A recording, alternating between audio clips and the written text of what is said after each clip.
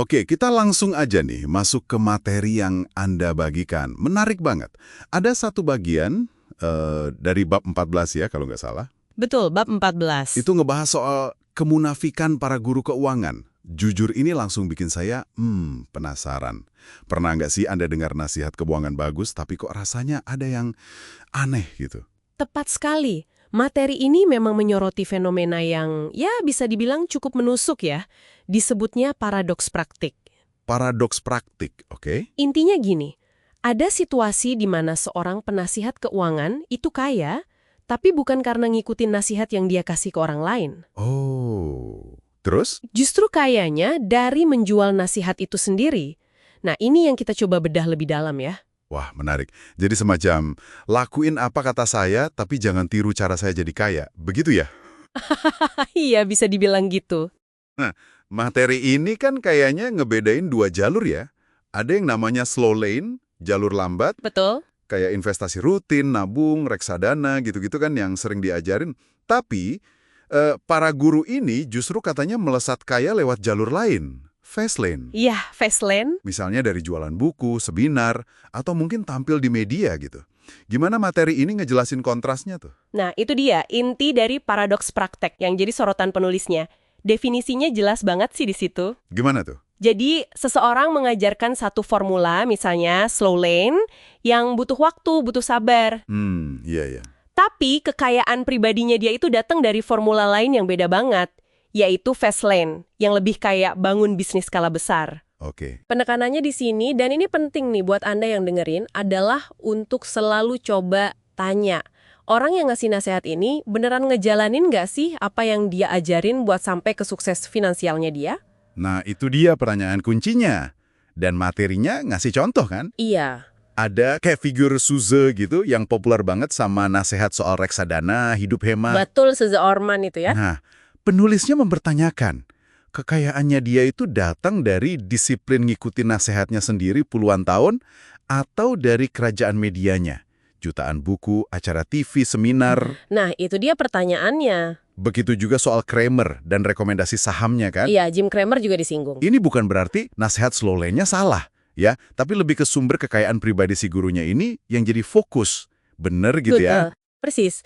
Penulisnya nggak sedang menilai investasi jangka panjang itu bagus atau jelek, bukan itu poinnya. Oke. Poin utamanya itu potensi ketidakselarasan. Ya, bahkan kemunafikan seperti yang disinggung di judul bab 14 itu.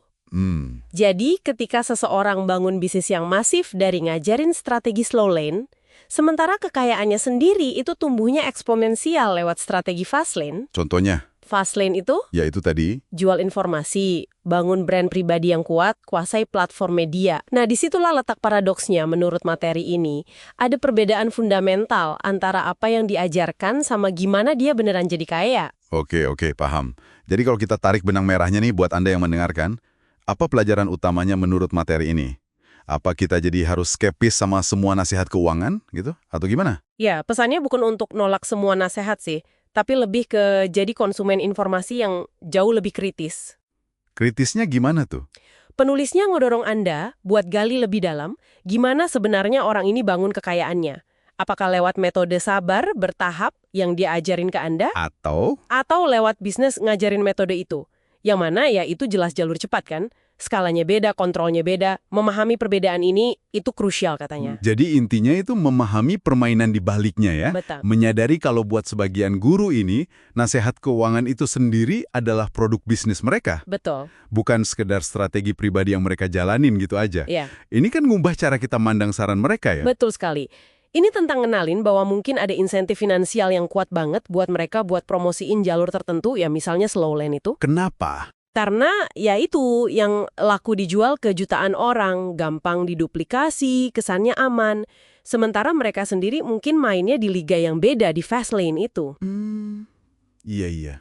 Kesadaran inilah menurut penulisnya yang bisa bantu Anda nyaring nasihat jadi lebih bijak. Oke, jadi kesimpulan dari penelusuran kita di materi ini, penulisnya ngajak kita waspada ya terhadap paradoks praktik ini. Iya, waspada. Ada potensi kemunafikan, di mana kekayaan seorang guru keuangan itu nggak selalu datang dari resep yang dia bagiin. Tapi bisa jadi dari bisnis ngejual resep itu sendiri. Betul. sebuah pengingat lah ya untuk selalu kritis. Dan ini bawa kita ke satu pertanyaan penutup nih buat Anda renungkan lebih lanjut. Apa tuh? Saat Anda evaluasi saran dari seorang pakar keuangan, seberapa besar sih bobot pertimbangan Anda pada bagaimana orang itu meraih kekayaannya?